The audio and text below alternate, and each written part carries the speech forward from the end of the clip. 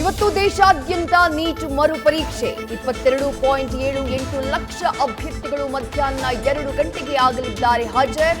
ಭಾರತದ 551 ನಗರಗಳಲ್ಲಿ, ವಿದೇಶಗಳ 14 ನಗರಗಳಲ್ಲಿ ಪರೀಕ್ಷೆ. ಕಳೆದ ಬಾರಿ ಪ್ರಶ್ನೆ ಪತ್ರಿಕೆ ಸೋರಿಕೆ ಹಿನ್ನೆಲೆ ಈ ಬಾರಿ ಇನ್ನಷ್ಟು ಕಟ್ಟುನಿಟ್ಟು. ನಿಮ್ಮ ನಂಬಿಕೆ ಆಚರಣೆಗೆ ಅನುಸಾರವಾಗಿ ಡ್ರೆಸ್ ಕೋಡ್ಗೂ ಅವಕಾಶ. ಮೊಬೈಲ್ ಸೇರಿದಂತೆ ಯಾವುದೇ ಗ್ಯಾಜೆಟ್ಸ್ ಇದ್ರೂ ನೀಟ್ ಪರೀಕ್ಷೆಗೆ ನಿರ್ಬಂಧ.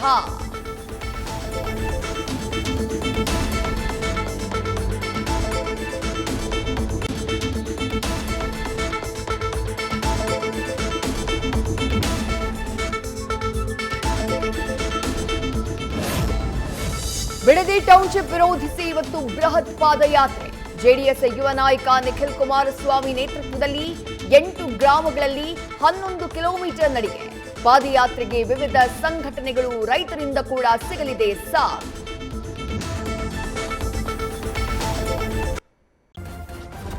ನ್ಯೂಸ್ ಫಸ್ಟ್ ನಿರ್ಭೀತಿಯಿಂದ ನಿಮ್ಮ ಪರವಾಗಿ.